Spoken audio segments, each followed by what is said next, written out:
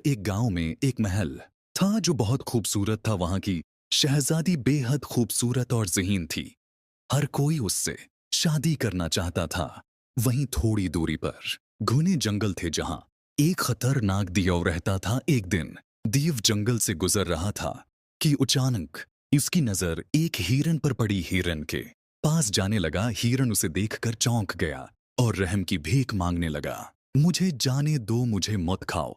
अगर तुम मुझे जाने दोगे तो मैं तुम्हें करीब के गांव की एक खूबसूरत शहजादी के बारे में बताऊंगा। दियुव ने कहा, तुम्हें मैं बेवकूफ नजर आता हूं। मैं अपने पास आए खाने को ऐसे नहीं हिरन जाने बोला, देता। मेरी बात पर यकीन करो, मैं तुम्हें इसके पास ले चलूंगा। बदले में तुम मुझे छोड़ दोगे। देव उसकी बात मान गया और उसके साथ चल पड़ा। महल के करीब आकर हिरन बोला, अगर तुम्हें वो खूबसूरत शहजादी न भी मिली तो यहाँ किसी को खाकर अपनी भूख मिटा लेना। दियो चलता हुआ बाग में चला गया जहां उसे शहजादी देखी। उसे शहजादी बहुत पसंद आई और वो शहजादी को उठा ले गया।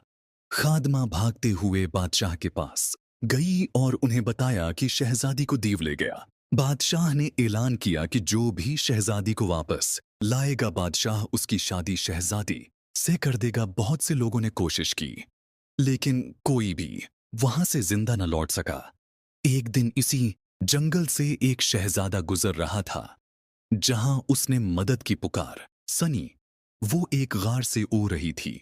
शहजादा अपने घोड़े पर सवार इस गार के पास गया। गार में बहुत अंधेरा था लेकिन जैसे ही वो गार के अंदर पहुंचा वहां उसने एक पिंजरे में बंद शहजादी को देखा।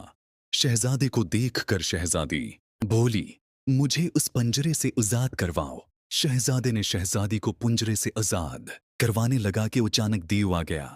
वो शहजादे को देखकर बहुत गुस्सा हुआ और बोला, आज तुम मुझसे नहीं बचोगे। शहजादे ने बहादुरी से अपनी तलवार निकाली और दीव का मुकाबला किया और इस दीव को मार गिराया। शहजादे ने शहजादी को लिया और वहां से रवाना हो गया।